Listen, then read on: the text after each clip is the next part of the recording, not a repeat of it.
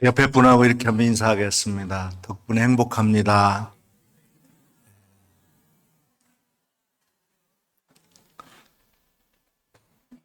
우리가 이제 3일만 지나면 새로운 이 나라 지도자, 대통령을 선출하는 그런 대선이 있습니다.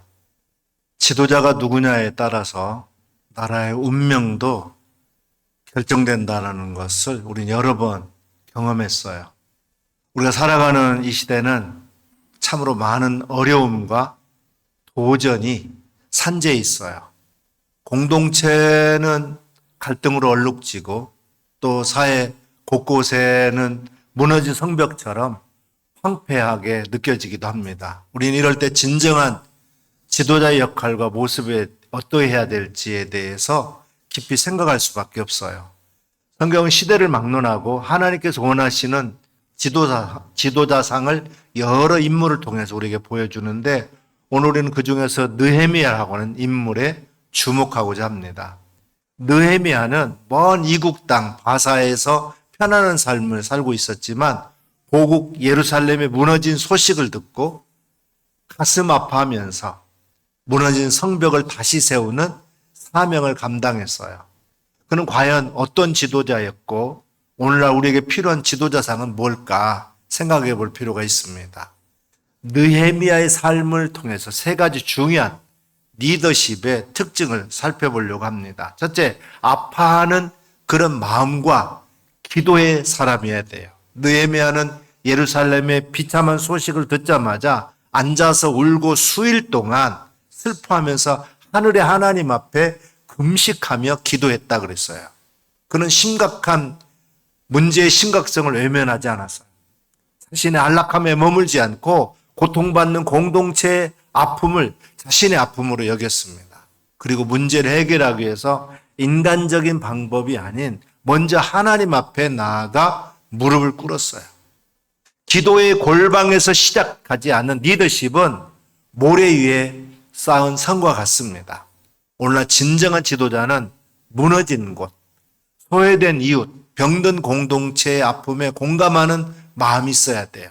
그저 보고서나 통계로만 문제를 파악하는 것이 아니라 살아있는 그 심장으로 아파하고 또 눈물을 흘릴 줄 알아야 됩니다. 한 나라의 지도자는 온 나라와 국민을 대표하는 사람으로 항상 국가 이익과 국민의 행복을 먼저 생각하는 사람이어야 돼요. 특별히 위기 때에 국민의 삶을 지키고 다시 회복시킬 수 있는 비전을 제시하면서 그렇게 행동하는 사람이어야 됩니다. 또한 오늘 이 시대는 문제 해결의 가장 강력한 힘이 하나님께 있음을 믿고 기도로 나아가는 그런 영적 지도자가 필요한 시대예요. 둘째, 비전을 제시하고 사람을 일으켜 세웠습니다. 한 인디언 추장이 나이가 들어가지고 후계자를 뽑기로 했어요. 추장은 부족 중에서 가장 용감하고 덕망이 높은 3명의 용사를 불렀습니다.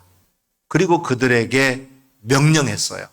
저 산꼭대기에 올라가서 표적이 될 만한 것을 하나씩 가져오너라. 그것을 보고 너희들 중 한 사람에게 추장직을 물려주겠다. 그렇게 말했어요.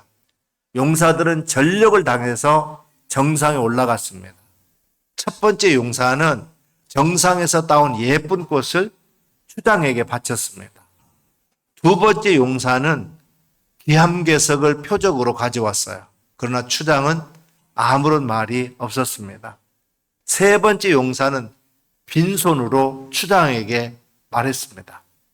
추장님, 그 산꼭대기에 올라가 보니까 건너편에 기름진 평화가 펼쳐져 있습니다. 그곳으로 우리가 거처를 옮기면 지금보다도 훨씬 윤택한 삶을 살 수 있을 것입니다. 추장은 세 번째 용사에게 추장직을 물려줬어요. 그리고 이렇게 말했습니다. 두 사람은 자신의 명예만 바라보며 산에 올라갔지만 이 용사는 우리의 미래와 행복을 생각했다. 나가 아니라 우리를 생각하는 사람이 진정한 지도자다. 그런 말을 했어요. 참 지도자는 자신만 생각하는 사람이 아니라 자신이 이끄는 사람들을 생각하는 사람이에요. 만약 이런 지도자가 많이 있는 사회라면 그 사회는 복받은 사회입니다. 백성들의 어려운 일들을 해결해 주고 그들을 잘 살게 해주고 그리고 백성들이 행복하게 사는 것을 보면 기쁨이 있고 희열이 있는 사람이 진짜 지도자인 거예요. 이제는 여러분들이 어떤 곳에 있든지 가족과 이웃과 사회를 생각하는 그런 좋은 지도자가 되시길 바랍니다. 두 사람만 있어도 그중에 한 사람은 지도자인 거예요. 느헤미야는 기도 후에 왕에게 나아가지고 예루살렘 재건의 비전을 제시하고 허락을 받았습니다. 그리고 예루살렘에 도착해서는 황폐한 성벽을 직접 돌아본 다음에 백성들에게 다가가서 말했습니다. 우리가 당한 곤경은 너희도 보는 바라. 자, 예루살렘 성을 건축하여 다시 수치를 당하지 말자. 그의 비전 제시는 사람들에게 다시 일어설 힘과 용기를 주었고 또 백성들은 일어나 건축하자 그렇게 화답했습니다.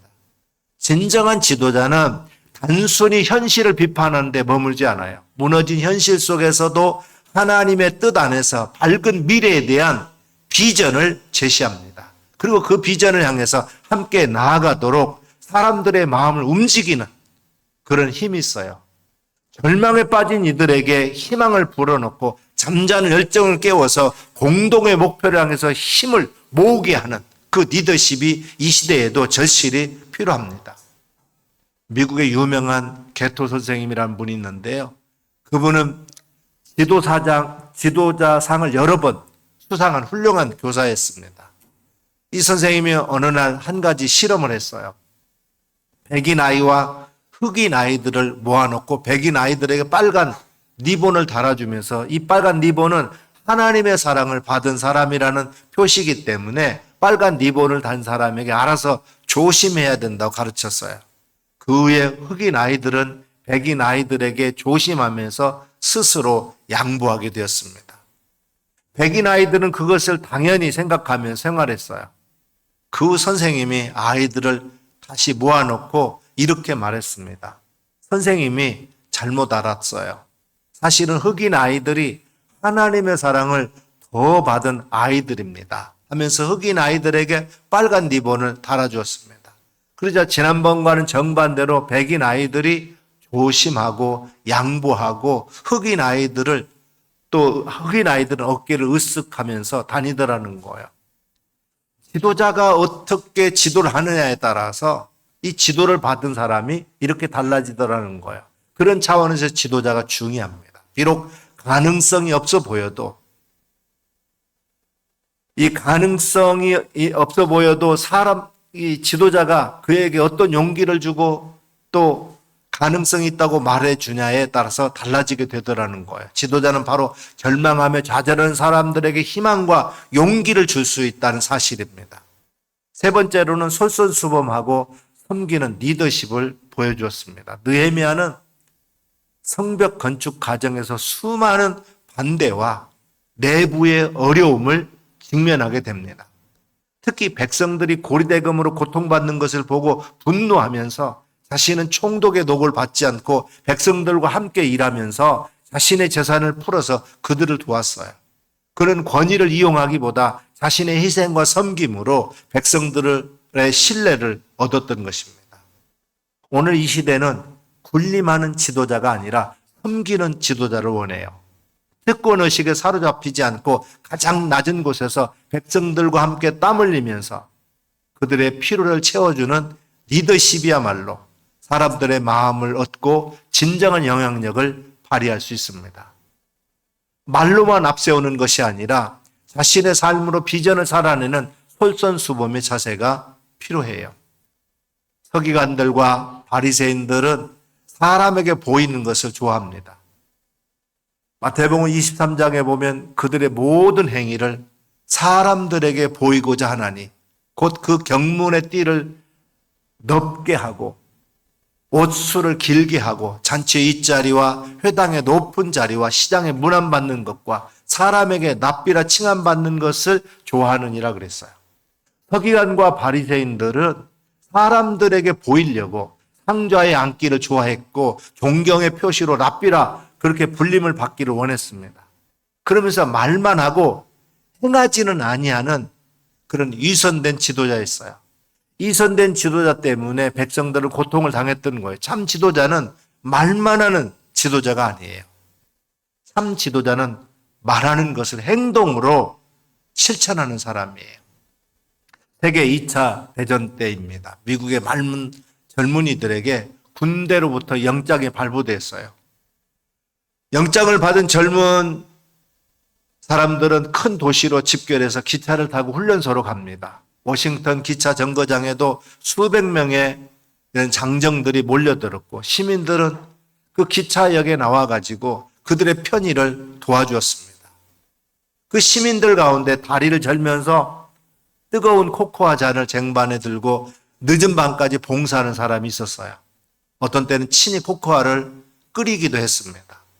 어느 장정 하나가 그 노인을 자세히 보니까 그는 다름 아닌 당시 미국 대통령 루즈벨트였던 거예요.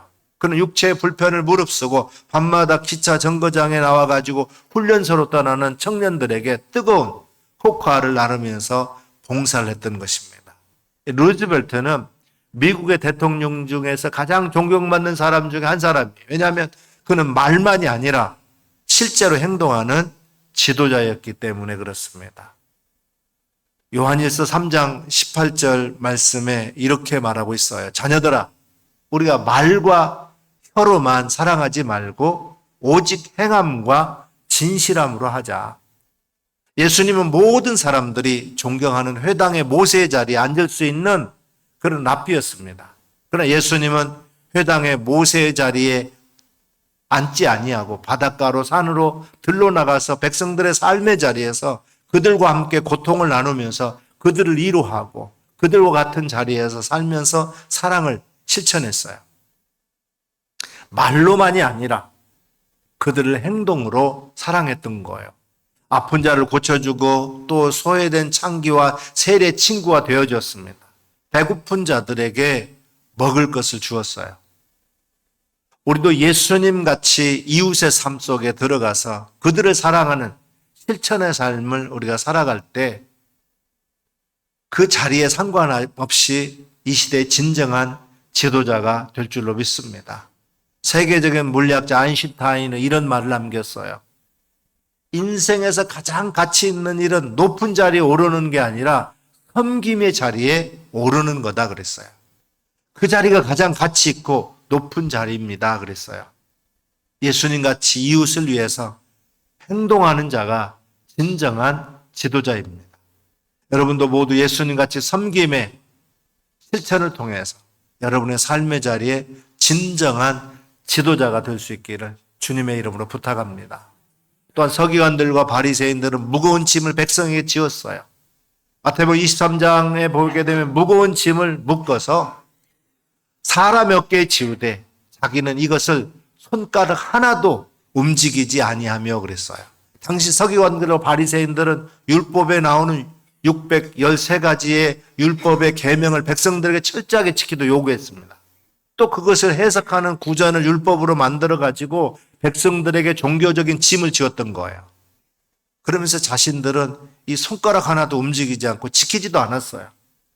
백성들은 이 율법을 지키느라 무거운 짐을 져야만 했습니다. 그러나 예수님은 이 613가지의 계명과 구전 율법을 사랑의 이중 계명, 즉 하나님을 사랑하고 이웃을 사랑하라는 계명으로 간단하게 요약했습니다. 백성들의 무거운 짐을, 그 율법의 짐을 가볍게 만들어 주었던 거예요. 미국의 16대 대통령 아브라함 링컨이 세상을 떠난 후에 그가 위대한 지도자였다라는 것을 보여주는 편지 한 통이 공개되었습니다. 링컨이 남북전쟁 중 가장 치열했던 게티즈버그 전투 때 마이드 장군에게 공격 명령을 내리면서 짧은 편지 한 통을 함께 보냈습니다.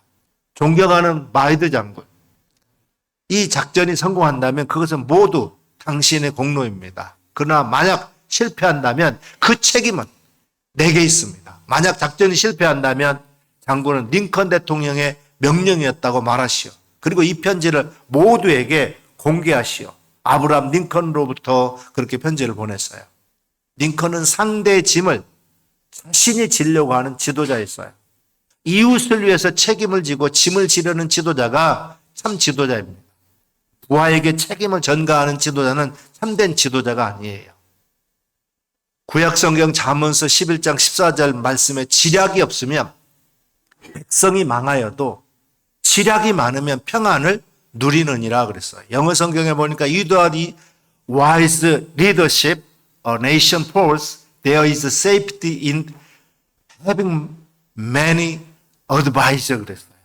이걸 해석하면 현명한 지도자가 없으면 백성이 망해도 참모가 즉 충원자가 많으면 평안을 누리느니라 그랬어요. 특히 나라의 지도자는 국민의 목소리에 귀를 기울이고 국민이 뭘 원하고 힘들어하는지 잘 듣고 소통하는 마음도 중요합니다. 동시에 제대로 백성들의 마음을 전달할 충원자가 없다면, 어떤 일이 잘 이루어지도록 돕는 책사가 없다면 평안하지 못할 거라는 거예요. 다윗은 자기 아들 압살롬이 반역할 때 쫓기는 신세가 되는 위기에 직면합니다. 그러나 그때도 다윗에게 변함없이 다윗을 따르는 사람들이 있었어요. 헤브론에서 압살롬이 반역을 꾀할 때 그것을 다윗에게 알려준 사람이 있었고, 예루살렘에 압살롬의 반역에 대한 소식이 전해졌을 때에도 변함없이 다윗을 따르는 자들이 있었습니다. 이것이 우리의 관심이 되는 것은 죄의 속성을 가지고 살고 있는 대부분의 사람들은 이해관계에 따라 산다는 것을 알고 있기 때문에 그래요. 현실적으로 볼 때 압살롬은 떠오르는 별이고 다윗은 지는 해와 같은 그런 처지였습니다.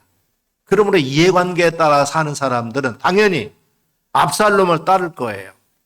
그럼에도 불구하고 변함없이 다윗을 따르는 사람들이 있었다는 것은 그가 이해관계를 초월한 지도자로서 사람들에게 신뢰감을 주었다고 하는 것을 말해주고 있어요.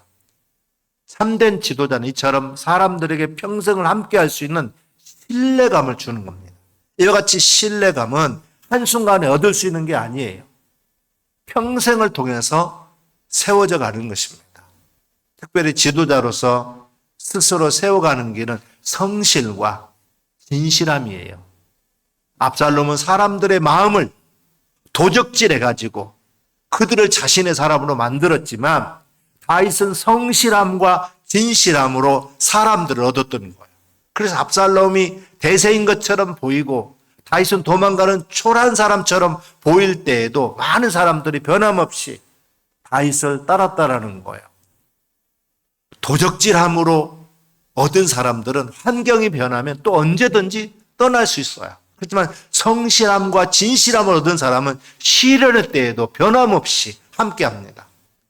다윗은 지혜로운 사람으로서 사람들을 적재적소에 사용할 줄 아는 그런 사람이었어요.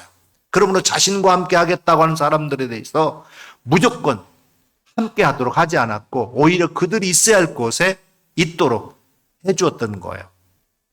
이때라고 하는 사람은 자신과 함께 해도 되는 사람이었기 때문에 다윗은 그와 함께 하도록 사람들이 함께 하도록 했습니다. 그러나 제사장의 경우는 달랐어요.